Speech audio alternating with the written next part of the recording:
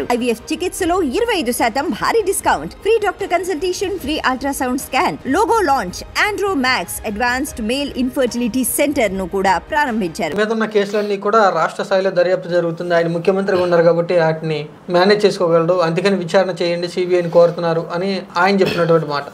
ఇప్పుడు ఇదే మాట చంద్రబాబు కూడా అడగొచ్చు.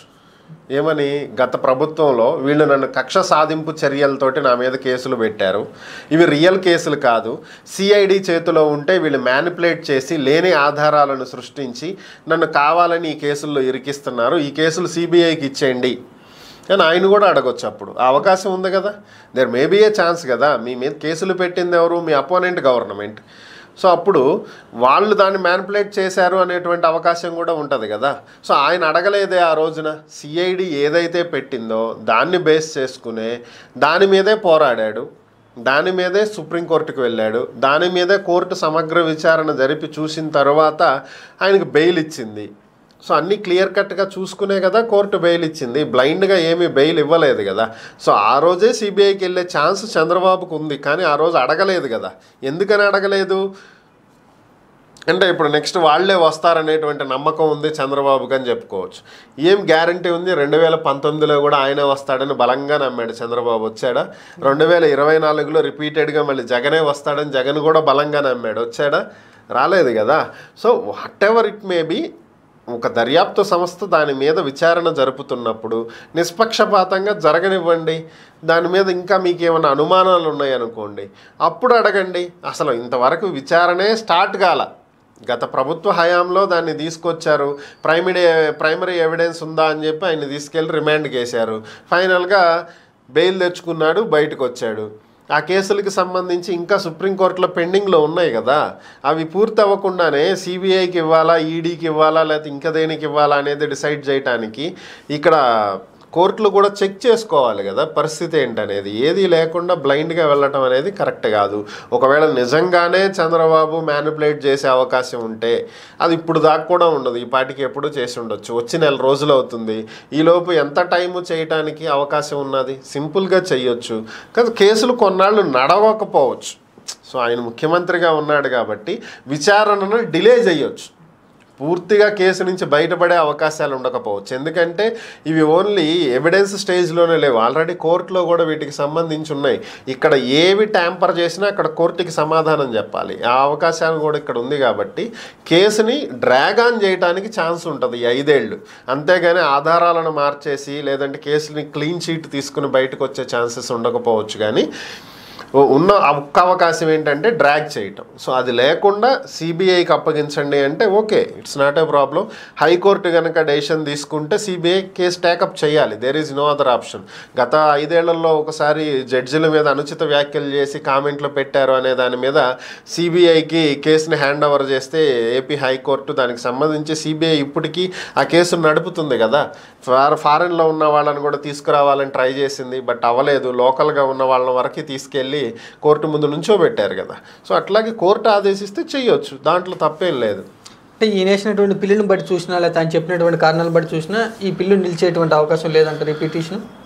చాలా వరకు అవకాశాలు లేదండి. ఎందుకంటే చెప్పాను కదా, పిల్ల అనేది ఎవరైనా వేయచ్చు, మీరైనా వేయచ్చు, నేనైనా వేయచ్చు. ప్రజలకు ఉపయోగపడేటువంటి దాన్ని ఏదైనా సరే దుర్వినియోగం జరుగుతుంది అన్నప్పుడు ప్రజలకు మేలు కలిగించడం కోసం ఎవరైనా కోర్టు గడప తొక్కొచ్చు. ఆ అవకాశం భారతదేశంలో పుట్టిన ప్రతి వ్యక్తికి ఉంది. కాబట్టి మీరు నేను కూడా పిల్ల వేయచ్చు, కానీ అది ప్రజలకి పనికొచ్చేది అయి ఉండాలి ఫస్ట్ థింగ్. రెండోది, ఆయన చెప్తున్నది ఏంటి, ఆయనే ముఖ్యమంత్రిగా ఉన్నాడు కాబట్టి ఆ కేసులు తారుమారు చేసి ఆ విచారణను ప్రభావితం చేస్తాడు అనేది ఆయన చెప్తున్నటువంటి అంశం. దానికి తగినటువంటి ఆధారాలు చూపించాలి కదా కోర్టుకి. అదిగో ఈయన ముఖ్యమంత్రిగా బాధ్యతలు చేపట్టిన తర్వాత ఫలానా ఎవిడెన్స్ని ట్యాంపర్ చేశాడు, ఫలానా సాక్షులను ప్రభావితం చేశాడు, ఫలానా వాళ్ళతో కోర్టులో తప్పుడు సాక్ష్యం చెప్పించాడు, ఫలానా సాక్షుల్ని బెదిరించి ఆయనకు అనుకూలంగా చెప్పించుకున్నాడు. ఇలా ఏదైనా సరే ఒక ఎవిడెన్స్ కోర్టుకి ప్రొడ్యూస్ చేయాలి కదా. మీరు ఫలానాది కావాలి అని కోర్టుని అడుగుతున్నప్పుడు దానికి తగినటువంటి ఎవిడెన్స్ మీరు ఏం పెడుతున్నారు కోర్టుకి. సో అది ఇంపార్టెంట్ కదా. Here evidence is primary. So ఇక్కడ ఆయన పెట్టినటువంటి ఎవిడెన్స్ ఏంటి, ఒకటే బ్లైండ్గా ముఖ్యమంత్రి అయ్యాడు కాబట్టి దాన్ని ప్రభావితం చేస్తాడని నేను అనుకుంటున్నాను. అనుకుంటానికి ఏముంది, జగన్మోహన్ రెడ్డి అనుకుంటాడు, నేను అనుకుంటాను, మీరు అనుకుంటారు, అందరూ అనుకుంటారు. అది అనుకున్నంత మాత్రాన కాదు కదా, దానికి తగిన సాక్ష్యాధారాలు. ఆ సాక్ష్యాధారాలు ఆయన ఏం చెప్తున్నాడు, అప్పట్లో ఉన్నటువంటి డీజీపీ తాళాలు వేయించాడు, అందరినీ బయటికి పంపించాడు, కాపలా పెట్టించాడు, సాయుధ అయినటువంటి పోలీసులతో పకడ్బందీగా సెక్యూరిటీ అరేంజ్ చేశాడు. సో ఇవన్నీ ట్యాంపర్ చేశారు అనటానికి తగినటువంటి ఆధారాలు కాదు. దానికి సంబంధించినటువంటి సీసీ ఫుటేజ్ కోర్టులో ప్రొడ్యూస్ చేయాలి. ఇలా చేశారు అనేటువంటి వార్తలు పేపర్లో వచ్చినాయి అనేది ఆయన మెన్షన్ చేసింది. సో ఈయన డైరెక్ట్గా చూడలేదు. సో పేపర్లో ఏదైతే వచ్చిందో this is not the primary evidence. Court దాన్ని ఎవిడెన్స్గా పరిగణలోకి తీసుకోదు. సో వీళ్ళు ఖచ్చితంగా అలా పోలీసులను పెట్టారనో, కొన్ని విభాగాలకి తాళాలు వేయించారనో, ఆ ఫైల్స్ మాయం చేశారనో, దానికి తగినటువంటి ఎవిడెన్స్ ఏంటనేది ప్రొడ్యూస్ చేయాలి. సీసీ ఫుటేజా లేదంటే ప్రత్యక్ష సాక్షులా ఏంటనేది ప్రొడ్యూస్ చేయాలి కోర్టులో. ఇవన్నీ జరిగితే నిజంగానే ప్రభావితం చేస్తున్నారనేది కోర్టు నమ్మితే ఆ రోజు ఇది సిబిఐకి వెళ్తుందా లేదంటే ఇంకొక స్వతంత్ర దర్యాప్తు సంస్థకి ఇస్తుందా ఏంటనేది అది కోర్టు డిసైడ్ చేసేటువంటి అంశం. టిల్ ఎవిడెన్స్ లేనంత వరకు ఎవరు చేయగలిగింది ఏమీ లేదు.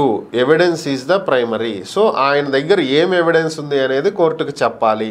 నేను ఈ మాటలు అంటున్నందుకు ఇది కారణం, ఇది ఎవిడెన్స్, నా దగ్గర ఇది ఉంది, ఇదే ఆధారం అనేది చూపించగలగాలి. అది చూపించినంత వరకు కేసు నిలబడదు. అది చూపించగలిగితే కేసు వర్కౌట్ అవుతుంది. 114 మంది మీద పెట్టాడు ఆయన. మరి 114 మందికి సంబంధించి ఎవిడెన్స్ చూపించాలి. మరి అది అవన్నీ గ్యాదర్ చేసి కోర్టుకి ఇవ్వాలి. ఇది చాలా ప్రాసెస్, ఇది ఒక్క రోజుతో అయిపోయేది కాదు. సో అవన్నీ చేయగలిగితే కోర్టు డెసిషన్ ఎలా ఉంటే అలా ఉంటుంది.